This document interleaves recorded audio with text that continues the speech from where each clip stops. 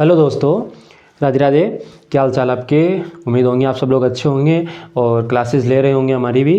ठीक है, अपनी क्लासेस में जैसे आप एनसीईआरटी का बेच चल रहा है और अभी जैसे मैं बोल रहा हूँ कि आज से ही मतलब अपनी जो जनरल नॉलेज क्लासेस हैं वो भी अपलोड हो गई है और आप देख लीजिए उन क्लासेस को भी, साथ साथ लीजिए उन क्लासेस को भी और जनरल नॉलेज के आधार पे आपका नॉलेज है उनमें बढ़ोतरी कीजिए। तो जैसे कि हमने कल जो अपना चैप्टर चल रहा था, थर्ड चैप्टर सरकार क्या है, उस चैप्टर को अपन ने आधा कंप्लीट कर लिया था। जो आधा है वो आज अपन कंप्लीट कर लेंगे, उस चैप्टर को पूरा कंप्लीट कर लेंगे। तो आप इस चैप्टर को ध्यान से पढ़िएगा और पहले पिछले वाली क्लास ले लीजिए, जो आपको ये आगे वाला पार्ट भी आपको अच्छे समझ में आए। जैसे उस चैप्टर में अपन ने सरकार की बेसिक सी जानकारी पढ़ी थी और सरकार के बारे में जाना, भाई सरकार क्या है और सरकार किस तरह से काम करती है। और सरकार के स्तर हैं वो भी अपन ने देखे थे कि सरकार के 3 स्तर हैं, स्थानीय स्तर, राज्य स्तर और राष्ट्रीय स्तर। जो स्थानीय स्तर है वो गाँव और छोटे शहरों से बिलोंग करता है और जो राज्य स्तरीय है वो राज्य के द्वारा, मतलब भारत में जो राज्य हैं तो अलग अलग राज्यों के अलग अलग राज्य द्वारा जो शासन चलाया जाता है, जो कार्य प्रणाली होती है तो वो राज्य स्तर पे होती है। और केंद्र से जो दिल्ली में बैठ के अपने जो केंद्र सरकार से द्वारा जो पूरे देश के ऊपर जो कंट्रोल करती है, फिर जो पूरे देश के ऊपर जो कार्य प्रणाली करती है उसके आधार पर मैंने थोड़ा बहुत कुछ समझा था।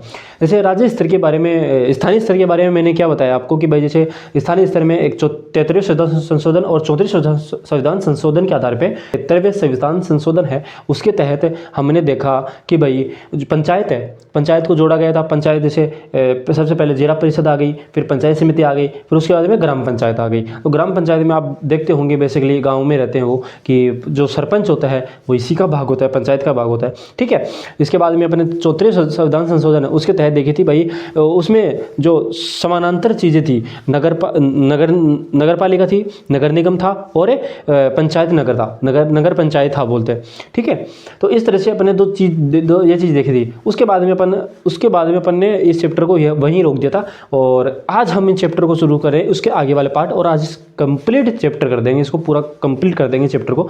तो आप ध्यान से समझिए और देखिए कि भाई कैसा क्या रहता है और किस तरह से इस सरकार के बारे में अपन और भी चीज़ें जानते हैं, सरकार के प्रकार जानते हैं और सरकार में किस प्रकार से लोकतंत्र राजतंत्र हुआ करता था और किस तरह से आज के टाइम में अपने भारत देश में लोकतंत्र है और क्या क्या है जो प्रणाली होती है, थोड़ा बहुत कुछ जानते हैं, बेसिक्स जानकारी जानते हैं। तो इसमें चैप्टर में अपन पूरा कंप्लीट चैप्टर कर देंगे। तो शुरू करते हैं हम अपना यही चैप्टर।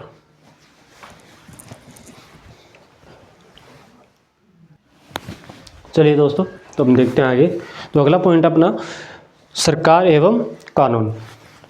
भाई जैसे कि हमने बहुत सारी चीज़ें देखी, बहुत सारी चीज़ें अपन ने जो पहले वाला लेक्चर है उसमें देखी थी कि भाई सरकार है वो कानून बनाती भी है और उनको बाध्य, मतलब मानने के लिए बाध्य भी करती है। ठीक है, ये जो शक्ति होती है सरकार के पास होती है। अगर कोई कानून का अवहेलना करे, कोई कानून की अवहेलना करे या फिर न माने उसको और उसके आधार पे काम न करे तो उस पर मतलब कोई दंड लग सकता है। ठीक है, और उसको सज़ा हो सकती है उस चीज़ के लिए। तो कोई जैसे उस भाई जो जिस भी कानून की अवहेलना करेगा उस कानून के अनुसार जो सज़ा निर्धारित है तो वो सज़ा उसको मिलेगी। तो देखते हैं अपन इस पॉइंट में अपन को क्या बता रखा है एनसीईआरटी ने कि सरकार कानून बनाती है और देश में रहने वाले सभी लोगों को कानून मान्य होती है। ठीक है, सरकार जो भी कानून बनाएगी वो इस देश में, मतलब भाई अलग अलग देशों की बात कर रहे हैं, सभी देशों की बात कर रहे हैं, चाहे कोई भी देश ले लो आप।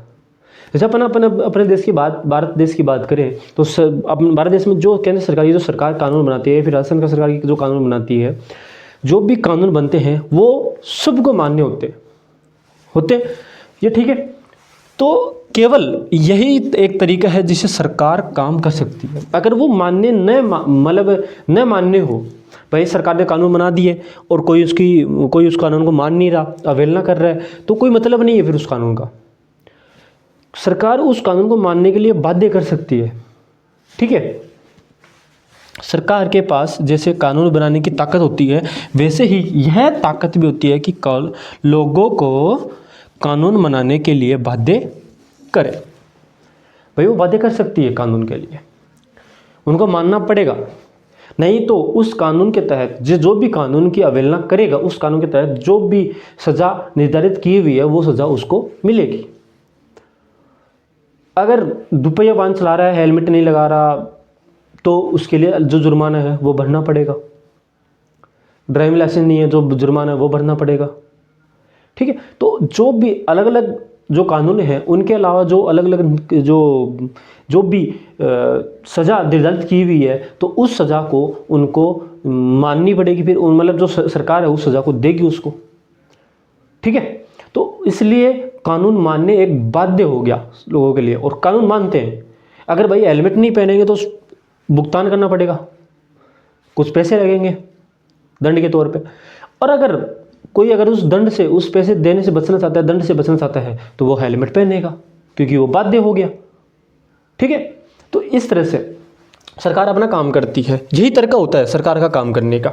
ठीक है, सरकार जो कार्रवाई करती है कार्रवाई कर सकती है। उसके अलावा अगर लोगों को लगे कि किसी कानून को ढंग से पालन नहीं हो रहा तो वे सभी कुछ कदम उठा सकते हैं। उदाहरण के लिए भाई मतलब क्या है इस चीज़ का, कि जैसे उदाहरण के लिए बोल रहा है कि अगर किसी व्यक्ति को यह लगे कि उसको उसके धर्म, उसके जाति के आधार पे किसी नौकरी में नहीं लिया गया तो न्यायालय जा सकता है। वो कहाँ जा सकता है?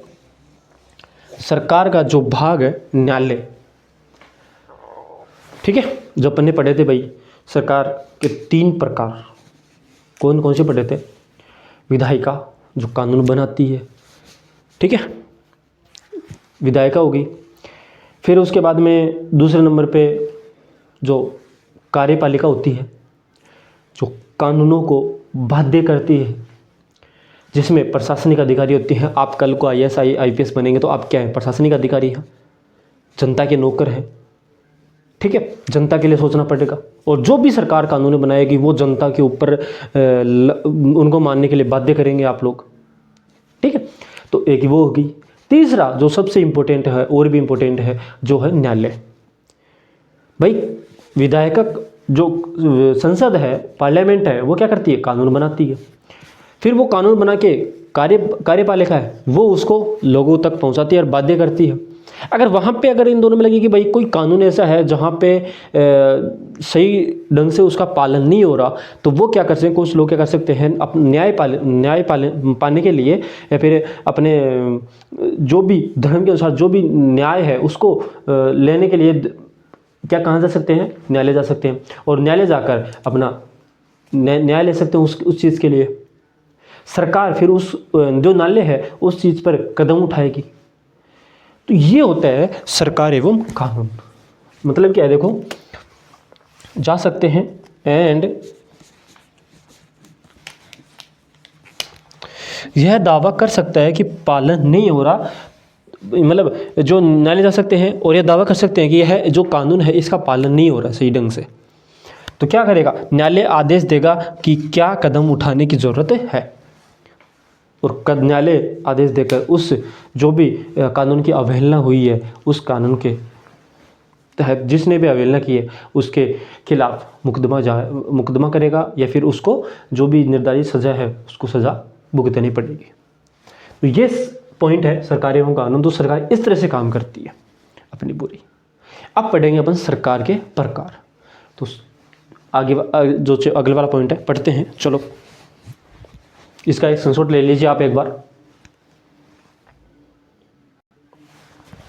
चलिए आगे देखते हैं। जो अगले वाला पॉइंट अपना है सरकार के प्रकार। ठीक है, तो देखो, सरकार को निर्णय लेने और कानूनों का पालन करवाने यानी उन्हें बाध्य बनाने की शक्ति कौन देता है? सबसे महत्वपूर्ण सवाल ये है कि भाई जो सरकार है उसको ऐसी शक्ति देता कौन है? वो पूरे देश पे अपना शासन किस शक्ति के अनुसार चला सकती हैं? उन्हें वो शक्ति देता कौन है? ठीक है, तो ये प्रश्न हर देश के लिए है, और ये इसका उत्तर उस देश की जो प्रणाली है उसके आधार पर देखा जाता है। जैसे अपने भारत देश की बात करें तो भारत देश में क्या है? लोगों का शासन है, लोग देते हैं जो शक्ति है अपने भारत देश, जो सरकार, भारत देश की सरकार को मैं देता हूँ, आप लोग देते हैं, हम सब मिल के देते हैं, हम सब मिल के वोट देते हैं। वोट से ही जो मतलब चुनाव से, जो वोट से जो नेता चुना जाता है, जो सरकार चुनी जाती है, वही जाके संसद में अपनी सरकार बनाती है, एक सरकार बनती है और उसी से कानून निर्माण बनते हैं, उसी से कार्य जो प्रणाली है वो सब होते हैं। तो ये शक्ति है। तो ये क्या कह रहा है कि इस प्रश्न का जो उत्तर है वो इस बात में निर्भर करता है कि उस देश में कौन सी सरकार है। भाई अलग अलग सरकार होती है, तो अपने देश में कौन सी सरकार है? लोकतांत्रिक सरकार है, लोकतंत्र सरकार है, लोकतंत्र है अपने देश में। ठीक है, देखो लोकतंत्र में तो लोग ही सरकार को यह शक्ति देते हैं। लोकतंत्र मतलब लोगों द्वारा शासन। ये क्या होता है? लोकतंत्र होता है। लोगों द्वारा ही चुने जाते हैं, लोगों द्वारा चुने गए जो नेता होते हैं, जो मतलब वो वोट देते हैं, और जो चुने हुए नेता होते हैं वही क्या करते हैं, आगे जाके सरकार चलाते हैं। संसद, लोकसभा, राज्यसभा में जाते हैं और वहीं से फिर प्रधानमंत्री का चुनाव होता है, राष्ट्रपति का चुनाव होता है। ठीक है, तो इस प्रक्रिया के दौरान ही पूरी सरकार बनती है और फिर पूरे देश पे शासन चलता है। तो ये चीज़ें होती हैं। देखो आप, लोकतंत्र में लोग ही सरकार को यह शक्ति देते हैं। लोग ऐसा चुनाव के माध्यम से करते हैं। किसके माध्यम से करते हैं लोग ऐसा? चुनाव के माध्यम से। तो सबसे मेन चीज़ है वो चुनाव है। ये कई देशों में नहीं है। आप उत्तरी कोरिया में देखोगे तो वहाँ पे नहीं है।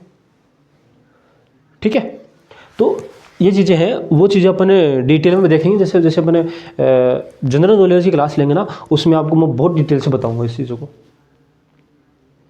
जनरल नॉलेज क्लास अब आ रही है आपकी, आज आ गई एक तो, और अब डेली आने वाली है। तो अब जैसे क्लासेस आएंगे तो उनमें जो सरकार का जो भी पॉइंट है, जो भी टॉपिक आएगा ना, उसमें आपको समझाऊंगा मैं कि किस प्रकार से क्या है, कहाँ क्या है, बहुत डिटेल में पढ़ेंगे अपन। ठीक है, तो माध्यम से करते हैं। वे अपनी पसंद के नेता को वोट देकर चुनते हैं। जो भी उनको नेता पसंद होता है उसको वोट देते हैं और वोट देकर उसको जिताते हैं। और जिताने के बाद वो अपना भैया बोलते हैं, प्रदर्शक बोलते हैं, या फिर अपना जो समर्थक बोलते हैं, समर्थक के रूप में लोकसभा, राज्यसभा में जाता है और वहीं जाकर संसद, जो सरकार है, उसमें एक भूमिका उनकी भी होती है। ठीक है, तो लोगों द्वारा जो चुने जाते हैं, नेता चुने जाते हैं, वही सरकार बनाते हैं आगे जाके।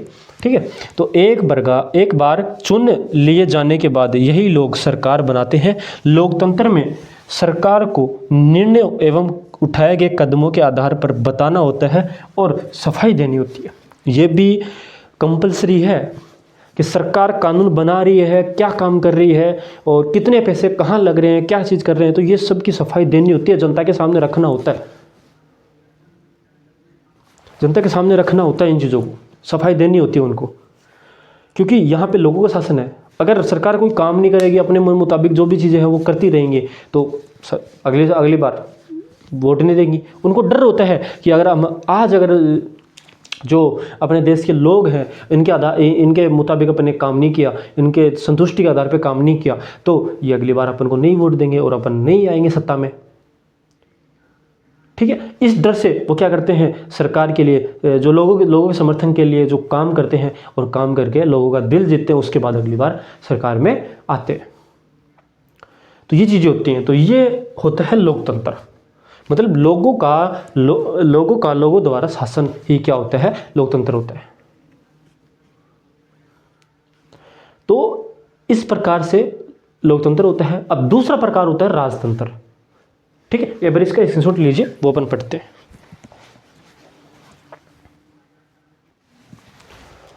चलिए राजतंत्र के बारे में देख लेते हैं हम थोड़ा सा। ठीक है, लोकतंत्र के बारे में अपने क्या सीखा कि भाई लोगों द्वारा ही जो चुनाव के माध्यम से नेता को चुनते हैं और वही नेता जाके आगे सरकार बनाता है। और जो भी सरकार निर्णय लेती है या जो भी कार्य करती है उसको जनता के सामने उसको सफाई देनी होती है। जहाँ जो भी पैसे यूज़ में लेती है, जो चीज़ें करती है, उनको सरकार को क्या होती है, जवाबदेही होती है। सरकार जवाबदेही होती है, जनता के सामने उन चीज़ों को रखती है, सफाई देनी होती है उनको। पर राजतंत्र में ऐसा कुछ भी नहीं होता। राजतंत्र अपने देश में आज के टाइम में तो लोकतंत्र है, जब से भारत आज़ाद हुआ अंग्रेज़ों से उसके बाद तो लोकतंत्र है, पर उससे पहले राजतंत्र ही था। उससे पहले जो राजा थे, राजा महाराजा थे, तो वो क्या होते थे कि सारी चीज़ें मतलब राजा के द्वारा ही निर्णय लिए जाते। राजा जो फैसला कर दिया वो फैसला कर दिया, उसके बाद में कोई भी जो वहाँ के लोग हैं, जो जनता है, वो उन पे कोई सवाल नहीं उठा सकती। और राजा को कोई सफाई देने की जरूरत नहीं पड़ती थी, भाई किस वजह से क्या फैसला लिया गया है और किस वजह से क्यों किया गया ये चीज़ें, तो उनको कोई जवाबदेही नहीं होती थी। तो ये राजतंत्र में होता है। ठीक है, देख लीजिए आप एक बार। एक दूसरी तरह की सरकार होती है जिसे राजतंत्रीय सरकार कहते हैं। क्या कहते हैं इसके? इसे राजतंत्रीय सरकार कहते हैं। ठीक है, इसमें क्या होता है, इसमें राजा या रानी के पास निर्णय लेने और सरकार चलाने की शक्ति होती है। ठीक है, मतलब ये वंशानुगत होती है। जो लोकतंत्र की सरकार है उसमें वंशानुगत कुछ भी नहीं होता। जनता अपने निर्णय से किसी को भी राजा जो मतलब सरकार का जो भागीदारी है, जनता समर्थक है, उसको चुन सकती है वो। उसमें कोई वंश का रोल नहीं होता, पर इसमें वंश का रोल होता है। भाई राजा है तो राजा का फिर बेटा बनेगा राजा, फिर उसका बेटा बनेगा, फिर उसका बेटा बनेगा, तो ये वंशानुगत होता है। अगर किसी दूसरे राज्य ने एक राज्य पे अधिकार कर लिया तो फिर वो बन गया, फिर उसका बेटा, उसका बेटा, उसका बेटा, मतलब वंशानुगत ही होता है। राजा का बेटा ही राजा बनेगा, पर लोकतंत्र में ऐसा नहीं होता बिल्कुल भी। ठीक है, तो ये चीज़ें होती है, चलाने की शक्ति होती है। लोकतंत्र के समान राजतंत्र में राजा या रानी अपने निर्णय के आधार जो होते हैं वो बताने नहीं होते किसी को भी। जो निर्णय लिया गया है वो किसी को भी नहीं बताने होते हैं, और न ही अपने निर्णयों को सफाई देनी पड़ती है। मतलब निर्णय का आधार है वो ना तो किसी से पूछते हैं ना कुछ करते हैं, बस अपने जो भी समझ के अनुसार जो भी निर्णय ले दिया वो ले दिया, फाइनल है। अब किसी को कोई सफाई देने की जरूरत नहीं पड़ती थी कि भाई हमने ये निर्णय क्यों लिया, किस वजह से लिया, क्यों लिया। और कोई उसकी मतलब उस राजा की जो अवहेलना कर दिया उसको बड़ी से बड़ी, कड़ी से कड़ी, मतलब जितनी कठिनाई हो सकती है उतनी कठिनाई के अनुसार जो सजा होती है वो सजा देते हैं। तो ये होता राजतंत्र, जो आज के टाइम में नहीं है, पर अपने भारत देश के जो पहले आज़ाद होने से पहले ये राजतंत्र था। ठीक है, तो ये चीज़ें होती हैं, ये राजतंत्र हो गया। अभी इसका स्क्रीनशॉट ले लीजिए, इसके आगे वाला टॉपिक है वो और पढ़ते हैं अपन। चलिए दोस्तों आगे देखते हैं लोकतांत्रिक सरकार। ठीक है, जो अपने देश में लोकतांत्रिक सरकार है इसके बारे में अपन पढ़ते हैं कि किस प्रकार की क्या है, और लोकतांत्रिक सरकार के बारे लोकतांत्रिक सरकार होती क्या है, किस प्रकार से लोकतंत्र सरकार चलती है। लोकतांत्रिक सरकार किस तरह से देश पे कार्रवाई करती है, इस पर अपन थोड़ी सी बात कर लेते हैं। देखो सर्दी बहुत ज़्यादा पड़ रही है, थोड़ा सा बच के रहिएगा इस सर्दी के मौसम में। ठीक है, तो लोग देखते हैं। भारत एक लोकतांत्रिक देश है। इस लोकतांत्रिक व्यवस्था को पाने के लिए हमने लंबी लड़ाई लड़ी है, मतलब बहुत लंबी लड़ाई लड़ी है भाई। पहले नहीं थी ये लोकतांत्रिक सरकार भाई, जब अंग्रेजों टाइम थे उस टाइम पर भी वोट देने का अधिकार नहीं था, उन्हीं लोगों को था जो अमीर हैं एकदम। तो इस पे गांधी जी ने बहुत प्रश्न उठाए थे, आंदोलन भी हुआ था, उसके बारे में अपन लास्ट में बताऊंगा आपको मैं। तो ठीक है, तो इसके लिए और भी बहुत सारे अपने देश में तो ये है कि भाई जब भारत देश हुआ था उसके साथ में ही लोकतांत्रिक सरकार हो गई थी। महिलाओं को, पुरुषों को, सबको एकदम बराबर भागीदारी जो प्रदान हो गई थी। पर और देशों में ऐसा नहीं था, जैसे इंग्लैंड में नहीं था, अमेरिका में नहीं था। अमेरिका में इनमें समझते थे कि भाई जो महिलाएं होती हैं, महिलाएं मतलब पुरुषों के मुताबिक अच्छा काम नहीं कर सकती। महिलाएं घर का काम ही कर सकती है, पोछाबारी कर सकती है, बच्चे पाल सकती है, ये कर सकती है, वो कर सकती है, बस इसके अलावा कोई काम नहीं कर सकती। तो महिलाओं को कमज़ोर समझा जाता था। बट प्रथम विश्व युद्ध जब शुरू हुआ 1914 में, उसके बाद में जैसे देश की जो जनता है, मतलब जो पुरुष है, सेना है, वो ख़त्म होने लग गई। तो देश के जो सरकार क्या करती थी भाई, देश के जो लोग हैं, जो पुरुष हैं, उनको पकड़ पकड़ के भर्ती कर रही थी। तो ये चीज़ थी। तो तब जब महिलाओं की ज़रूरत पड़ी कि भाई अब पीछे से कौन संभालेगा देश को, कारखानों कौन संभालेगा, जो स्कूलें हैं इनको कौन संभालेगा, सब चीज़ों कौन संभालेगा, तो इन चीज़ों को संभालने के लिए आगे आई, कौन आगे आई? महिलाएं आगे आई। और महिलाएं जब आगे आई तब पता चला कि भाई महिलाएं तो पुरुषों के मुताबिक भी बहुत अच्छा काम कर रही है, बहुत अच्छा संभाला, बहुत अच्छा काम किया उन्होंने। उसके बाद में महिलाओं को अपनी शक्ति का भी उन्होंने मतलब अपनी शक्ति को पहचाना और आंदोलन किया और आंदोलन करने के बाद उन्हें वोट देने का अधिकार मिला। तो ये चीज़ें थी। तो अब इनसे देखते हैं, जैसे संसार में और कई देश हैं जहाँ लोगों ने लोकतंत्र लाने के लिए संघर्ष किए हैं। जैसे मैंने अभी इंग्लैंड और अमेरिका की बात बताई आपको, ठीक है। लोकतंत्र के मुख्य बात यह है कि लोगों के पास अपने नेता चुनने की बात होती है, इसलिए एक अर्थ में लोकतंत्र को लोगों का शासन ही होता है। मतलब लोकतंत्र को क्या कहते हैं? लोगों का शासन। भाई लोग ही क्या करते हैं? नेता को चुनते हैं और वही सरकार बनाते हैं। जो नेता चुन के गए हैं वही सरकार बनाते हैं और वही पूरे जो देश है उस पर कानून निर्माण करते हैं, जो कार्यवाही करते हैं, वो सब चीज़ें वो कार्य निर्वहन करते हैं, वो सब जो जनता द्वारा चुने गए नेता होते हैं उन्हीं के द्वारा किया जाता है, ठीक है। लोकतंत्र में मूलभूत विचार यह है कि लोग नियमों को बचाने में भागीदारी बनकर खुद ही शासन करें, ठीक है। तो ये चीज़ें होती हैं। अब इसका एक छोड़ लीजिए, आगे वाले पॉइंट और हैं, अपन देखते हैं उनको भी। चलिए दोस्तों आगे देखते हैं कौन से पॉइंट और अपने आगे वाले। देखो, आज के समय में लोकतांत्रिक सरकार को प्राय प्रतिनिधि लोकतंत्र कहते हैं। प्रतिनिधि लोकतंत्र में लोग सीधे भाग नहीं लेते बल्कि चुनाव की प्रक्रिया द्वारा अपने प्रतिनिधि को चुनते हैं। तो ये प्रतिनिधि लोकतंत्र है, ये बहुत इंपॉर्टेंट शब्द है।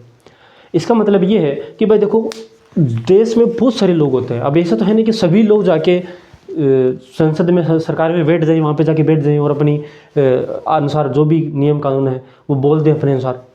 ये चल नहीं सकता, ये संभव ही नहीं है कि सभी लोग जाके संसद में, पार्लियामेंट में जाके बैठे और सरकार का जो नियम कानून है वो बनाए।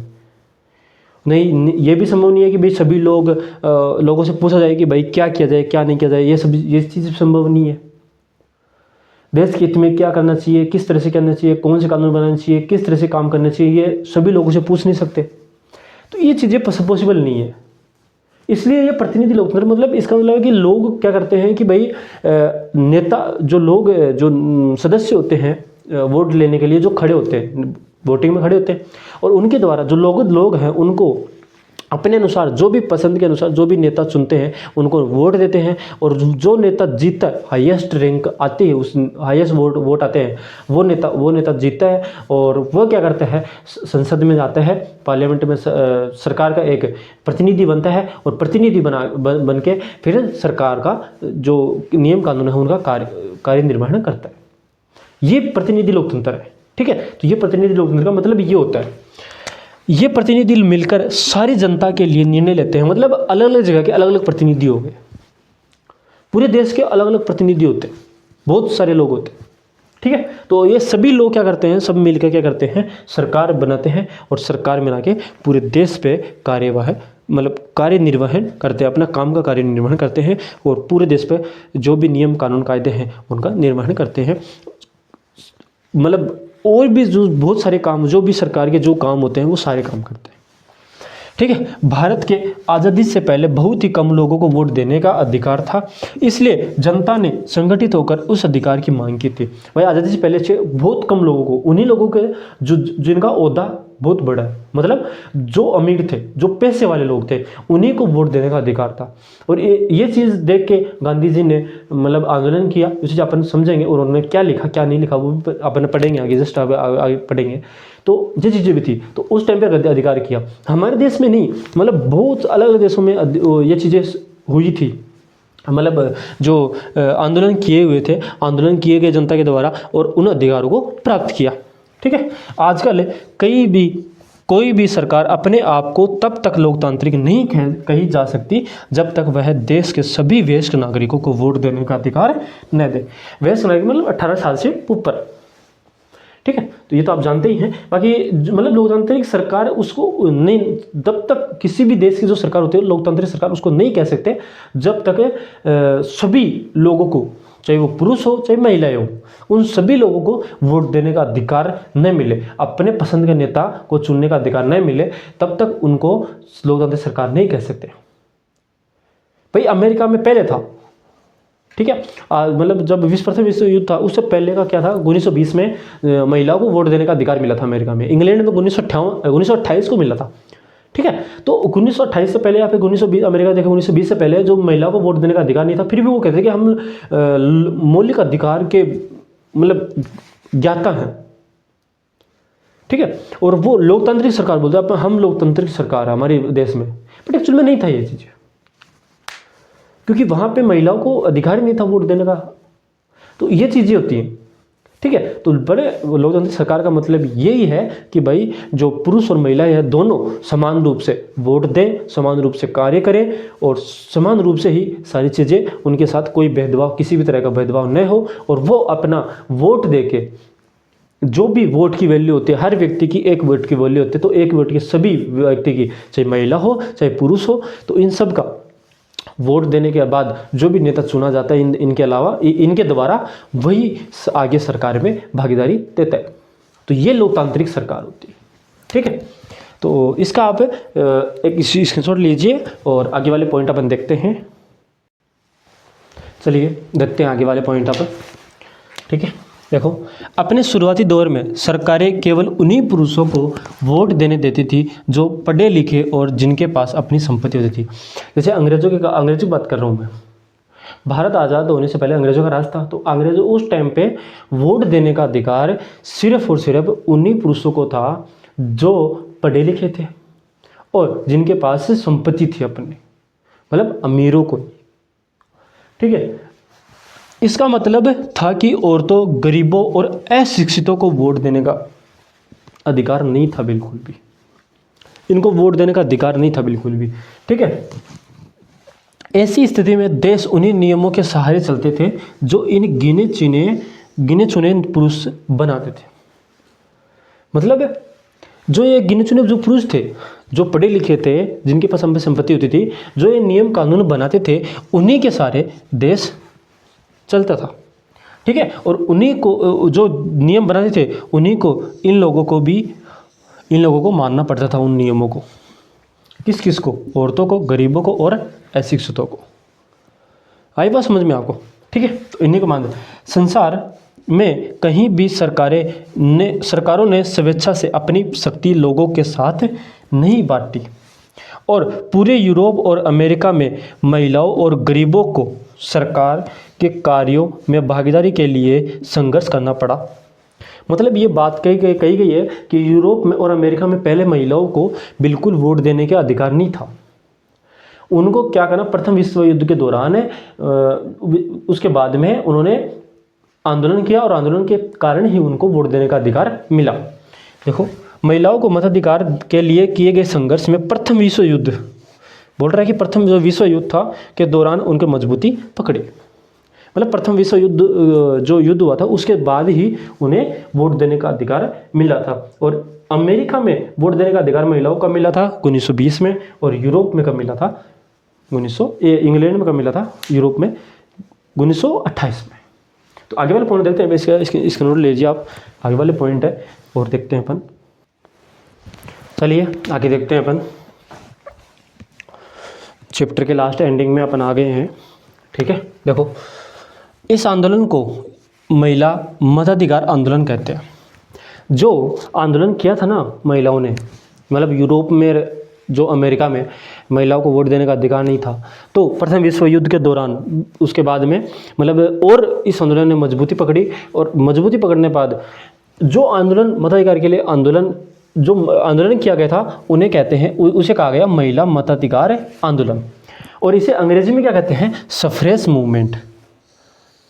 इस नाम को रट लीजिएगा, अच्छे तरीके से समझ लीजिएगा, बहुत इम्पोर्टेंट है।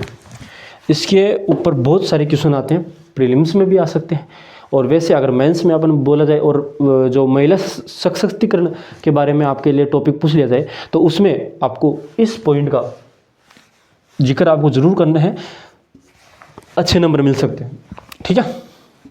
कहते हैं सफ्रेज का मतलब क्या है, वोट देने का अधिकार। औरतों को अमेरिका में वोट देने का अधिकार कब मिला भाई, 1920 में, जो मैंने बता दिया आपको पहले ही, ठीक है। इंग्लैंड में कब मिला, कुछ सालों बाद 1928 में मिला। अब नोट, भारत में अब आज़ादी से पहले बहुत ही कम लोगों, जैसे अपने पढ़ा है अभी जस्ट, बहुत ही कम लोगों को वोट देने का अधिकार था। किनको था? जो पढ़े लिखे थे और जिनके पास खुद की संपत्ति थी, उन्हीं लोगों को वोट देने का अधिकार था। ठीक है, इसलिए जनता ने संगठित होकर इस अधिकार की मांग की, भाई कि हमें भी वोट देने का अधिकार मिले। पर क्या किया? अंग्रेज़ों ने मना कर दिया। तो फिर गांधी जी ने क्या किया, वो चीज़ अपन देखते हैं अभी। पहले इसका स्क्रीनशॉट ले लीजिए फटाफट, आगे वाला जो एक और थोड़ा सा पॉइंट है, फिर अपना चैप्टर कंप्लीट होता है। चलिए दोस्तों आगे देखते हैं अपन लास्ट का पॉइंट। गांधी जी समेत जब अंग्रेज़ों ने वोट देने से मना कर दिया था कि भाई वोट देने का अधिकार से मना कर दिया था, तब क्या किया? गांधी जी समेत कई नेताओं ने इस अन्यायपूर्ण व्यवहार का विरोध किया। उन्होंने ज़ोर शोर से क्या की? इस अधिकार की मांग की। और 1931 में क्या किया? यंग इंडिया नामक जो पत्रिका में लिखते हुए, जो अखबार में पत्रिका में लिखते हुए गांधी जी ने क्या कहा, ये सुनिए आप। देखिए, मैं यह विचार सहन नहीं कर सकता कि जिस आदमी के पास संपत्ति है वह वोट दे सकता है, लेकिन वह आदमी जिसके पास चरित्र है, संपत्ति या शिक्षा नहीं है, वह वोट नहीं दे सकता। जो दिन भर अपना पसीना बहाकर ईमानदारी से काम करता है, वह वोट नहीं दे सकता, क्योंकि उसने गरीब होने का गुनाह किया है। ठीक है, तो गांधी जी ने ये पत्रिका में लिखा और इसके बाद में और भी ज़ोर शोर से अधिकार की मांग की गई। ठीक है, तो ये अपना चैप्टर यहीं ख़त्म होता है और हम आगे परसों आपको क्लास दूसरी मिल जाएगी। ठीक है, तो यही चैप्टर है और यही है सरकार क्या है, इस चैप्टर का पूरा जो एनसीईआरटी में सार दिया गया है, यह सार दिया गया है। ठीक है, तो आपको समझ में आया कि नहीं आया, आप कमेंट बॉक्स में लिखिए कैसा क्या हो, और कोई भी दिक्कत हो तो आप कमेंट बॉक्स में ज़रूर लिखिएगा, जिससे मुझे पता चले कि भाई आपको कहाँ क्या दिक्कतें आ रही है। ठीक है, ओके दोस्तों, उम्मीद करता हूँ कि आप सब लोग अच्छे होंगे और सर्दी का थोड़ा ध्यान रखिए और आगे बढ़ते रहिए, पढ़ते रहिए, नॉलेज को बढ़ाते रहिए और अपने सक्सेस को पाते रहिए। राधे राधे।